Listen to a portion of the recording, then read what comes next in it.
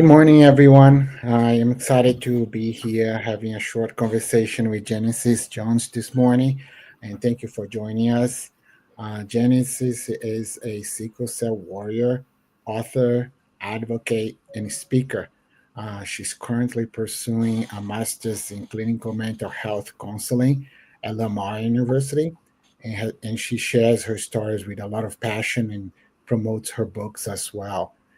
She continues to raise awareness and she aims to support families in the rare disease community while overcoming her personal challenges.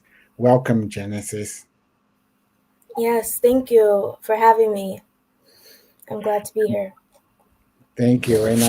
I met Genesis many years ago as she was, receiving treatment and pursuing a bone marrow transplant. And I have been following her throughout her journey through a bone marrow transplant. Praying for her, cheering her, and I'm glad to for us to finally have this conversation that we have been planning for quite a while.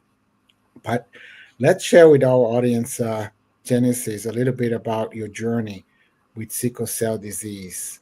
Can you tell us a little bit on your own words?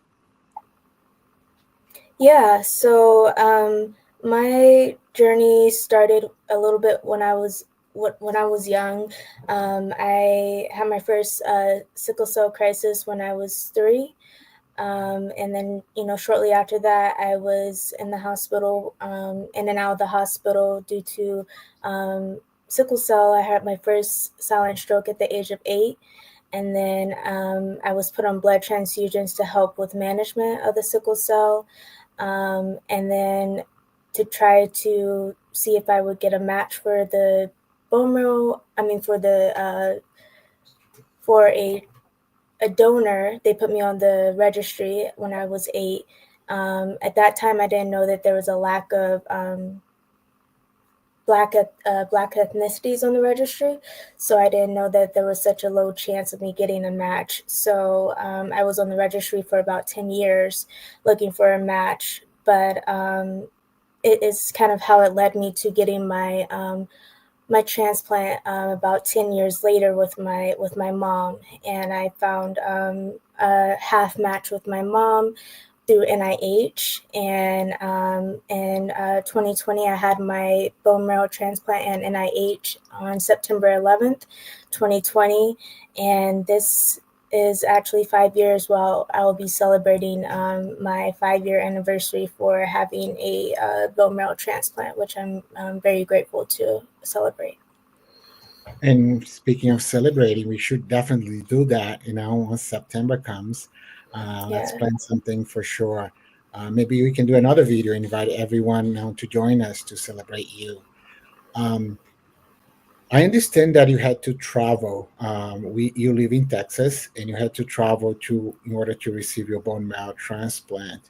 Can you share some of the challenges you have faced, especially with out-of-pocket expenses that are not covered by insurance, in order to receive your transplant? Yeah, there were a lot of expenses that we weren't able to cover due to being having to travel from Texas to Maryland. So I had to establish a GoFundMe.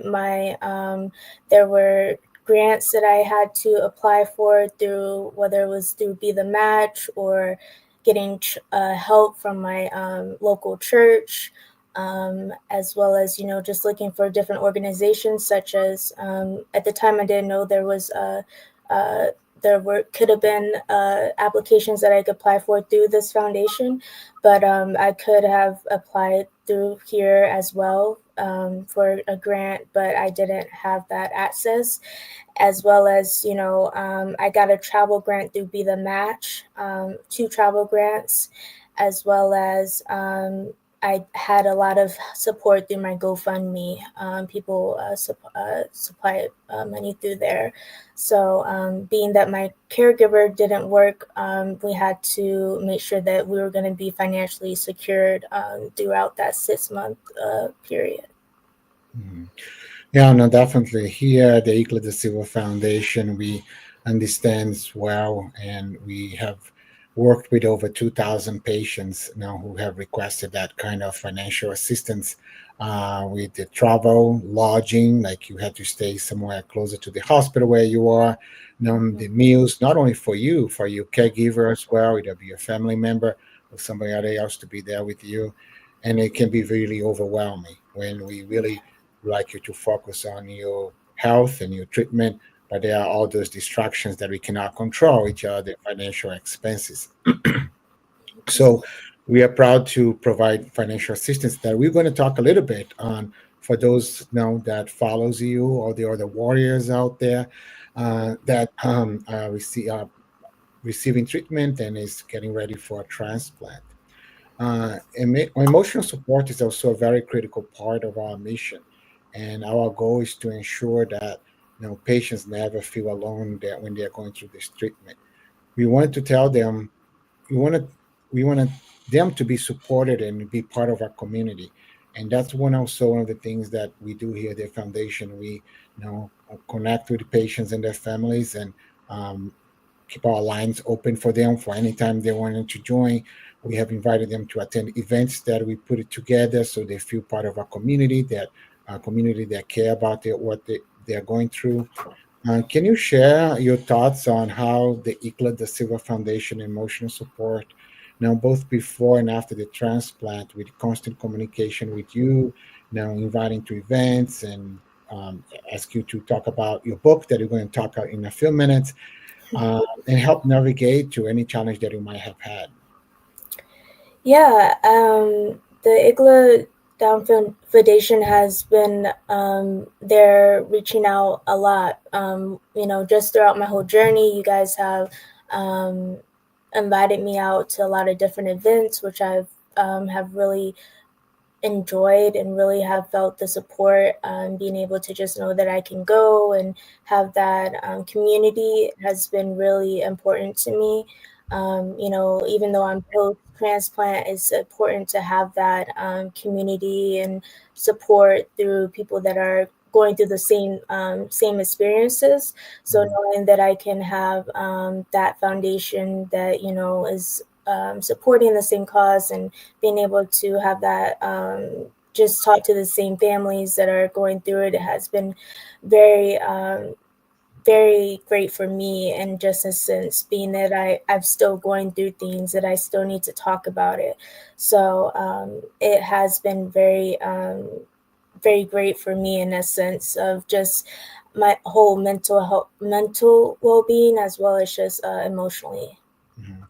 No, definitely. And I just want to tell you that we are very honored to have you attend our events and speaking about your experience, what you're going through now, and sharing about your book. And but I just want to pause 1 minute and just share with everyone who's watching on Facebook or YouTube that now they can send a question or comments, anything, just by writing a comment on Facebook. Now saying hello to Genesis.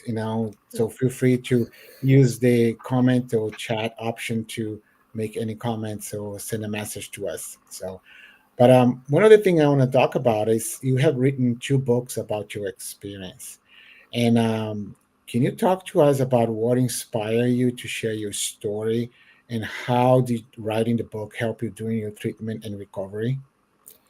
Yes, I have always felt that writing has been a therapeutic process for me.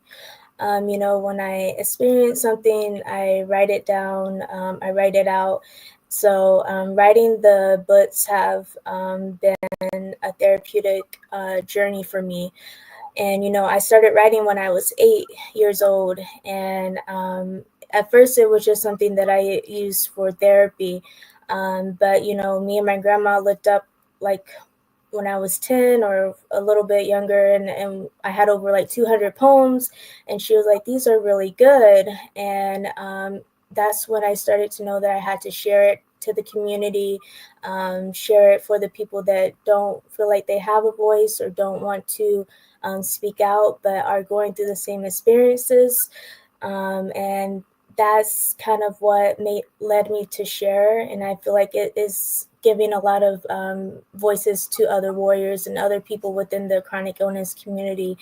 And that's what keeps me writing, and that's what keeps me going, for people that want to say, hey, this is how I feel, or hey, this is the experience that I'm having in this moment. So yeah, that's kind of why I write, and why I continue to share my poems. No, it's beautiful. And so you wrote two books, one in 2022, Rebirth. Now, a Mhm. sickle cell warrior crossover, Warrior Sickle Cell Poetry Collection. And in 2023, you wrote another book, really, resilience, resilient, Mhm. reflection of a sickle cell journey. And both of them can be found on Amazon, Yes. and we will share the link for those who are interested. Thank you for gifting me those books, and Mhm. um, I encourage everyone to look, read, and we love to hear from you and your feedback, about the book. So, as someone who has experienced the transplant process firsthand, what advice would you give to other patients and families facing similar challenges, especially when it comes to emotional support during the journey?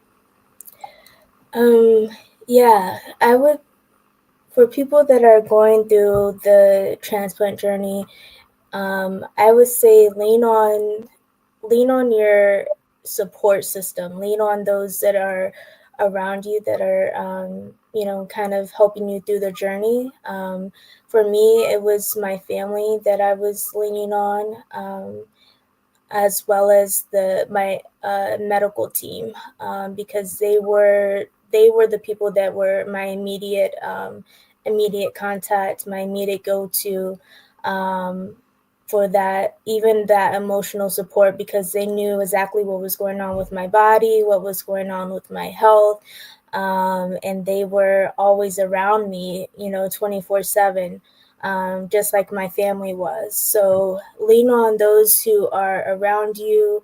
It's okay to talk about what you're experiencing, both mentally and physically.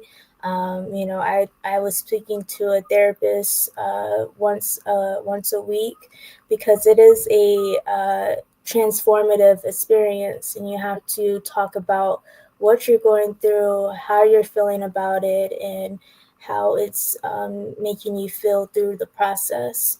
So I think it's important to really recognize that, and really talk about it as you're going through it. So that emotional support is really key, and it's important to just navigate it as you're going through it.